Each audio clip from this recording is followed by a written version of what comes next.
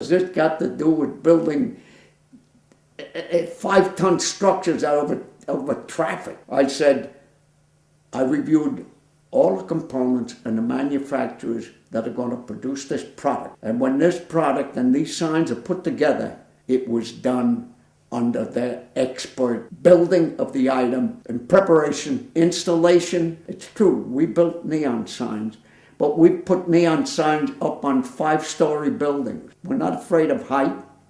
We know how to handle weight. The important factor here is the footing. Are the footings going to be constructed so they're built to the dimension and expected strength that's going to hold these? I said, we understand that. He kind of laughed. He understood our apprehension and the way I presented it. And he said, you know, I have to be proud of you fellas. Don't be afraid. He said, you know, I've seen immigrants coming in here with concrete on their shoes. Immigrants, he said, that win $10 million contracts. Put us at ease. So we were on our way. From that point on, we kept bidding contracts. We'd lose a couple. We made another couple. The industry got to know us. And you know what? We got one of those contracts around the World Fair, Long Island Expressway, and the Grand Central Parkway. We had like about a dozen structures there. They all had to be electrified. And you know who we were in contact with? All the electricians. And of course, they couldn't do nothing to me. I was hiring them as subcontractors to do the electrical work. I waved that banner. I think I had a little success in life and a little fun out of it too.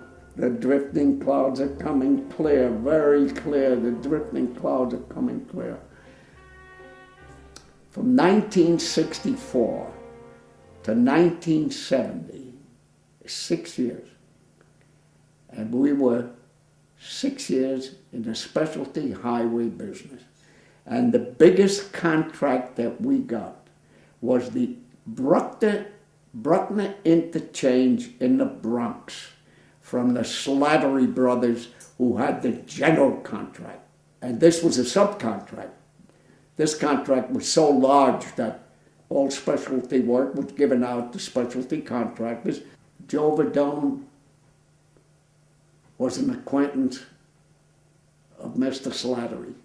Blitzstein was the chief engineer for Slattery contract, who had the Bruckner Exchange. And he called me up there, and I knew how I got it. Whatever, they accepted my bid. We did a wonderful job.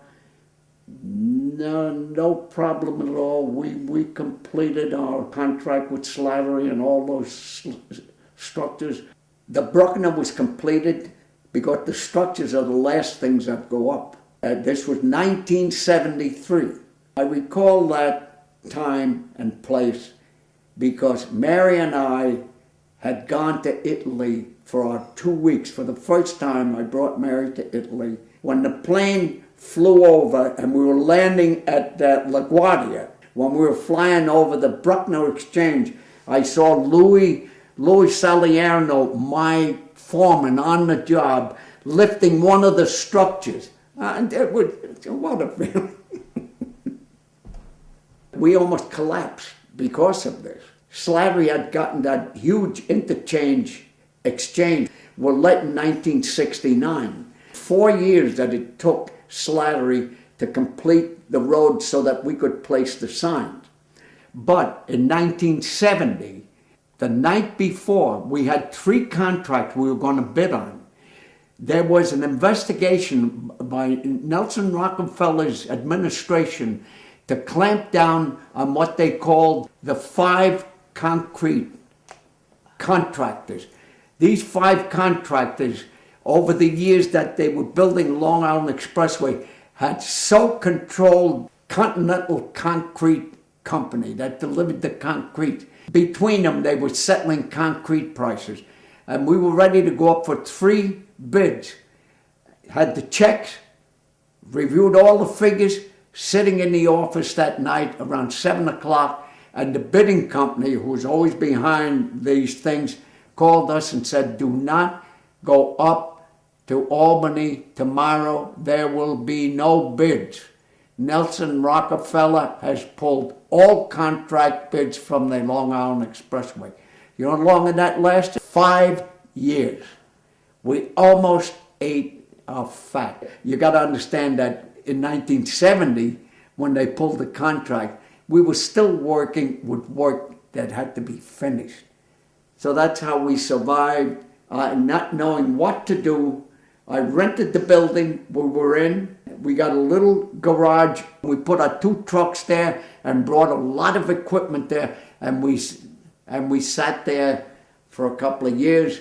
Oh, there's another story to be told where I was researching. I found a piece of property and we built, and all within that period where we were dormant.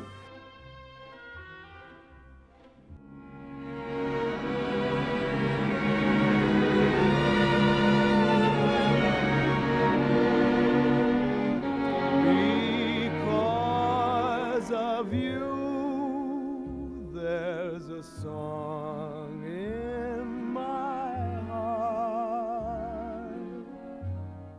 Because of you, my romance. In 1991, we were visiting Downingtown, Pennsylvania, at the home of Mary Louise and Maurice Pizzone. We went to bed one evening, and Mary awoke me and told me that she was having chest pains. We took her to the Westchester Hospital in Downingtown, where Mary had turned worse. She was right at death. We called the other 4 children. Jeannie and Gary and family were in Key West. Jimmy, they flew in, drove in, because it appeared that if they did hurry, they would be at their mother's bedside. They all came very quickly. The doctor asked us to make a decision. I can pull your mother through by putting in a pacemaker, or we should just let her go. We never give up. We all decided, no, Mom had to have a chance to life. Gave the authority for the doctor to place a pacemaker in her chest, and she rallied. Unbelievable. Rallied to a point where down in the main lobby, the nurses had put a sign, "The miracle in room 334. For a year or so, things were going great, and she started to show signs of dementia. And that was 1991, 92, 93, and Mother was getting progressively worse. I had to make a decision to find a nursing home. I researched the nursing home aspect, and then decided, no, I would take care of Mother myself. Hampton Bays had a community service with a little bus which took elderly people to a community center where they took care and sheltered the old folks for about a year or two before her passing. That was somewhat of a relief for me. To get Mary up by 6 o'clock in the morning, because at 8 o'clock the bus would pull up into my driveway and pick Mary up to bring her out for the day, bringing her back by 3 o'clock in the afternoon. I figured I needed some help. There was a lady that did these things for elderly people. You could hire her, and her name was Stella, and she was a Polish lady. I hired Stella, gave her her own room, set up an intercom when I needed for Mary to be taken care of during the night, going to the bathroom, and it worked out beautifully. I think the human side of this has to be told because it's so very important. Mother and I slept in single beds. 2 days before she passed away, she said, "Chip," she said, "would you come in and lie in bed with me?" Now, she had dementia, mind you, for over 3 years. And she was in and out of it we would be watching television, and she'd say, I want to go home. 2 days before she passed away, she said, would you please? So I got in bed with her. She put her arms around me and fell asleep. A day or two later, Mary was very restless. I put her in a rocking chair, and I put a pillow behind her and put a blanket on her. Thought perhaps she was more comfortable and could fall asleep. Like 4 o'clock in the morning, I brought her to the bathroom there. I sat her there.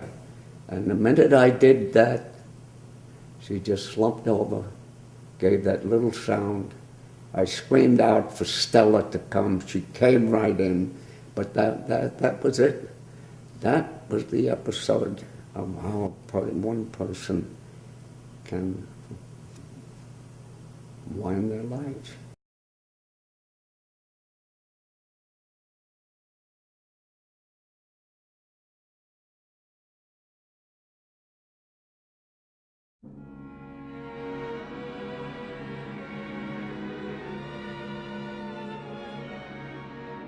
As I look back, I asked Dr. Sylvester, who was the doctor in Riverhead, I said, what is going to happen with Mary? He said, let me tell you something. He said, my father went through that. He said, you know what? They'll just bow their heads and that's it. And he was right on target. And I tell this story because there's a time to live and a time to die.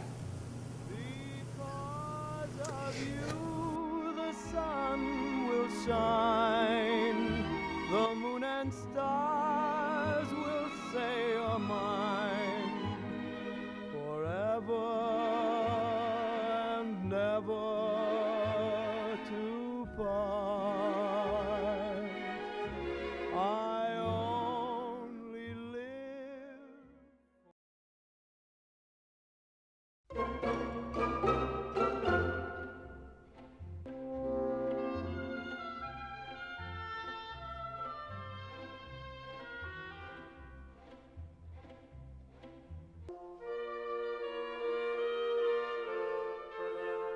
I finally grew up to the fact, I think I would love to have a condominium here. And I asked Helen, oh, that's great, Chip. She took the newspaper, and we looked through it. And of course, it had to be in the meadows where Helen is. And Thomas Gavassi, who took care of the crews that cut the grass and trimmed the trees, he knew everything. And he says, when he looking to buy? So I said, yes, why? Can't believe this. He says, I have mine for sale right here. Better situation. It was the first corner one, totally furnished, lanai and big windows in the back, windows on the side, windows in the front, beautiful lit up daylight condominium. I walked in there and I had a repetition when we bought our home in Floral Park. Mary and I looked for months for the right home for she and myself and 5 children. And she was getting fed up. She said, but what is it you want? I said, Mary, when we see and walk into a place that I like, it's gonna hit me just like that. This is exactly what happened here. My sister Helen, who knows values and quantity, she said, you are the luckiest man in the world. And I love the place. I go to Florida on November 1st, leaving the north, and returned May 1st the following year. They call me a snowbird.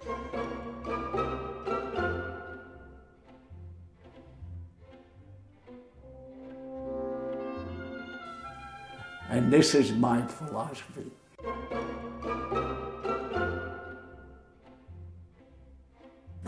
I always say it. My adversity always gave me the outlook that something better is going to happen. And that's the way it was. That's my philosophy in life. Absolutely. Things just don't fall out of the sky. If you have not experienced adversity, you only know half of life. Kids today, they got it so good. I tell them over, and I think they I don't know if they're annoyed. It doesn't matter. They have to hear it and they have to understand that you can't build on this with a depth of feeling, of life, of what is good, how to feel good about doing something better.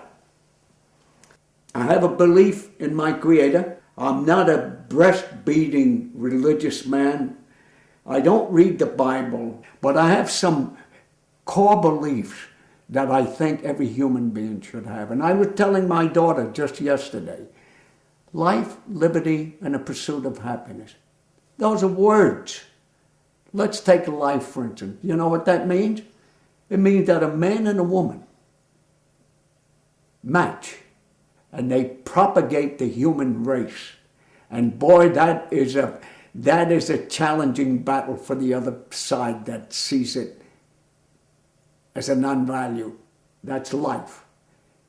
Liberty, when you're a human being, and we now have families, and you're free to all the open opportunities, not negativity in life, but the things that you can accomplish and enjoy. That's the pursuit.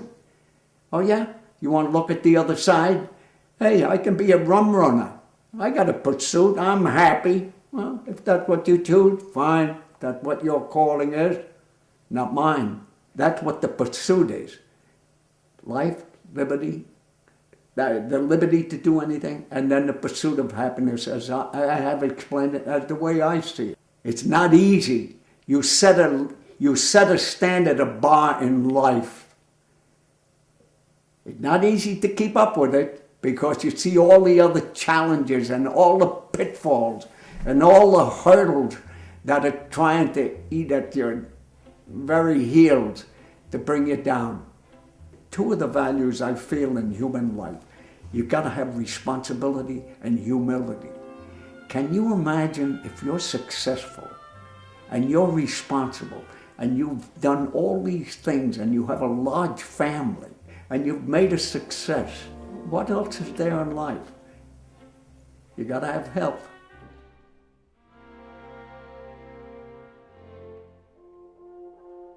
As you grow older, you become wiser.